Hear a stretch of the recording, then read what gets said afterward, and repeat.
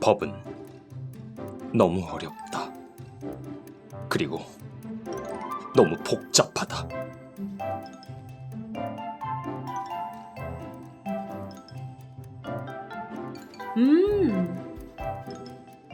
어렵고 복잡한 법?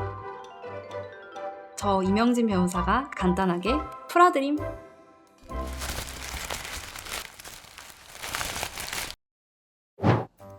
안녕하세요, 이명진 변호사입니다. 오늘은 얼마 전에 대법원에서 판결이 확정된 사건에 대해서 한번 얘기를 나눠볼까 합니다. 이 사건은 성범죄 사건인데요. 제가 남자 쪽을 변호했던 사건입니다.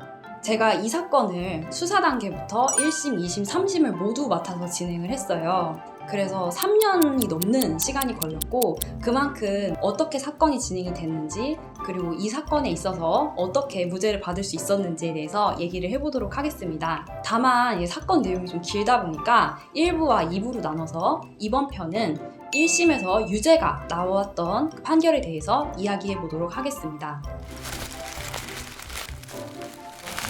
먼저 제가 남자 성범죄를 변호한다고 하니까 여자 변호사도 남자 성범죄를 변호를 하냐 이런 말씀들을 많이 해주셨어요. 대답부터 말씀드리자면 여자 변호사도 남자 성범죄 변호를 하고, 그리고 오히려 남자 변호사님보다 좋은 점도 있다는 점에 대해서 말씀을 드리고 싶습니다. 무엇보다도 여성 변호사가 남자 의뢰인을 대변할 경우에는 상대 여성의 심기를 조금 덜 건드리고 진행할 수 있다는 장점이 있습니다. 변호사는 의뢰인의 대변인이고 스피커예요. 법조인들 사이에서는 변호사가 하는 일이 의뢰인의 말을 법률적으로 해석해준다, 통역해준다고까지 얘기를 하는데요. 이때 대변인이나 스피커가 이렇게 좀 강경하신 분이면은 어조가 좀 강하게 나가게 전달되고, 재판부한테도 그 어조가 굉장히 강경하게 전달이 됩니다. 반면에 조금 부드러운 성향의 사람이다 그러면은 재판부한테 조금 더 이렇게 부드럽고 온화하게 접근할 수 있다는 그런 장점이 있어요. 여성 변호사님이 그거를 말씀을 하시게 되면은 조금 더 부드럽게 들릴 수 있다는 장점도 존재를 하거든요. 그리고 아무래도 이제 여자분들이 여자의 마음을 좀 잘 알다 보니까 이렇게 얘기하면은 피해자 입장에서 상처받는다, 이런 점을 좀 파악을 할 수가 있어요. 그래서 그런 점은 오히려 여성 변호사한테 강점이 있다, 이렇게 생각을 합니다. 그러면은 본격적으로 지금부터 사건에 대한 얘기를 해볼게요. 이 사건 개요는 2심 판결문에서 사건에서 인정된 거를 바탕으로 하되, 피고인의 인적사항이나 피해자의 인적사항은 절대로 포함하지 않고 진행을 하도록 하겠습니다. 이거 그냥 재밌는 얘기 듣는다 생각하시고 들어주시면 좋을 것 같아요. 피고인은 사건 당시에 20대 초반의 남성이고요. 피해자도 사건 당시에 20대 초반 정도의 여성이었습니다.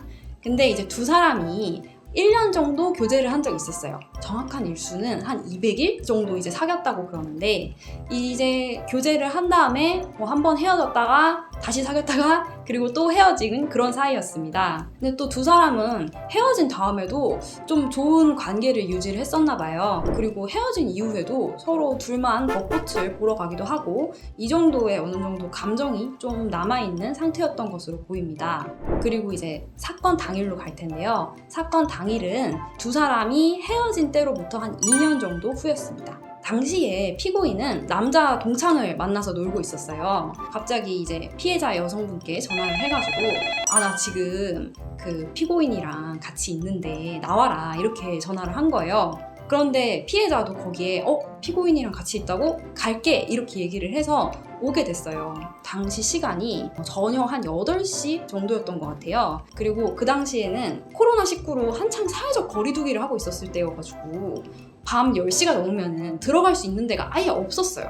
그래서 피고인이 당시에 시간이 늦어서 오더라도 할 게 없으니 오지 마라, 이렇게 문자를 했던 게 있습니다. 그랬더니 피해자가 얼굴이라도 보겠다, 이렇게 답장을 해서 오게 됐어요. 근데 갈 수 있는 곳이 전혀 없잖아요. 그래서 피해자가 피고인에게 게임용 컴퓨터 2대가 있고 깨끗한 곳을 빌려달라, 이렇게 얘기를 해요. 그래서 피고인이 대실로 할게, 이렇게 얘기를 하거든요. 근데 피해자가 숙박으로 예약하고 침대가 하나 있는 곳을 예약을 해라, 이렇게 지시를 한 게 카카오톡으로 다 증거로 남아있어요. 그래서 피해자가 도착을 했는데 피고인이 지금까지 남자친구랑 같이 있었잖아요. 그런데 갑자기 남자친구가 난 집에 갈게 이러고 가버립니다. 그래서 피고인이랑 피해자가 둘만 게임용 컴퓨터 2대가 있고 그리고 침대는 하나밖에 없는 모텔 객실에 들어가게 됐던 거예요.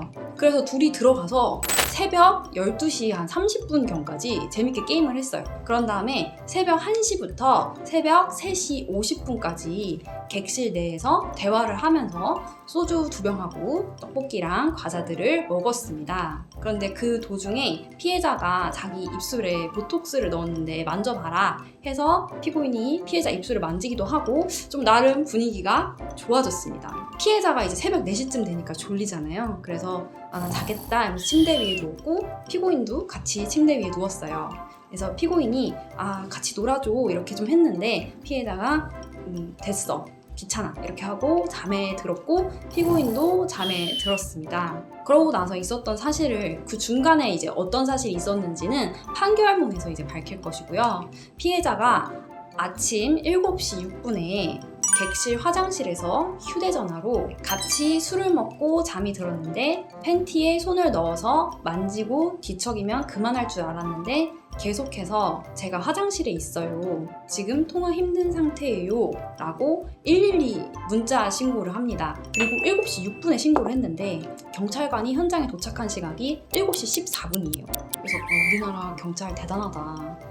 이렇게 빨리 와요. 그래서 오자마자 경찰이 제일 먼저 한 거는 진술을 들어보고 그 다음에 이제 그 성범죄 키트가 있어요. 그걸 가지고 유전자 채취를 했습니다. 유전자 채취를 한 결과 피해자의 하의 속옷에서 피고인의 DNA가 검출이 되었습니다. 네, 여기까지 사건 당일의 이야기였는데요. 한번 얘기 쭉 들어보시니까 어떠세요?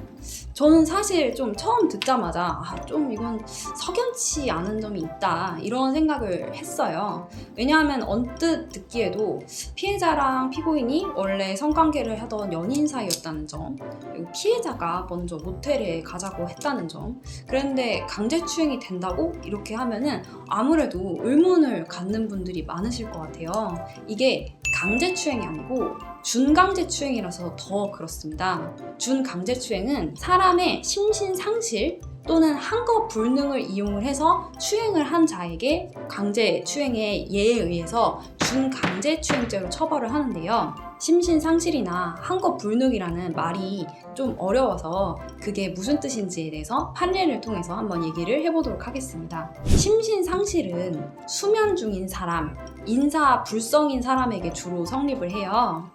그래서 대법원은 피해자가 깊은 잠에 빠져 있거나 술, 약물 등에 의해 일시적으로 의식을 잃은 상태 또는 완전히 의식을 잃지 않았더라도 정상적인 판단 능력과 대응, 조절 능력을 행사할 수 없는 상태일 때 이제 심신상실이나 한거 불능의 상태에 있다고 봅니다. 그래서 심신상실은 좀 이렇게 예를 들어 술에 취해서 몸을 내가 가눌 수가 없다. 혹은 잠을 자고 있어서 내가 뭐 거부의사나 나의 이제 자유의사를 표현할 수 없다. 이럴 때 성립하는 거라고 생각하시면 편할 것 같아요. 그러면 한거 불능은 사실 좀 비슷한 개념이기는 한데 대법원 판례를 이제 예를 들어보면요. 교회 회장님이 여신도들을 간음하거나 추행한 경우에 여신도들이 이제 종교적인 믿음이 있어가지고 이제 한거 불능의 상태에 있었다고 봐서 준강제추행죄를 인정을 한 적이 있습니다.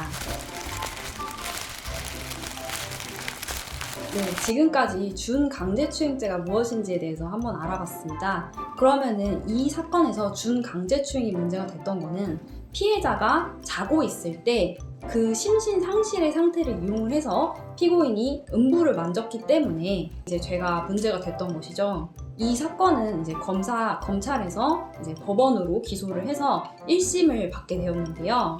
당시 DNA 채취 결과 피고인의 성염색체가 피해자의 팬티 하복부 이쪽으로 이제 발견이 됐어요. 근데 외음부랑 직접 닿는 곳을 이제 내음부라고 그러고, 그리고 하복부는 조금 더 엉덩이 쪽이거든요. 그쪽에서 피고인의 성염색체가 발견이 됐어요.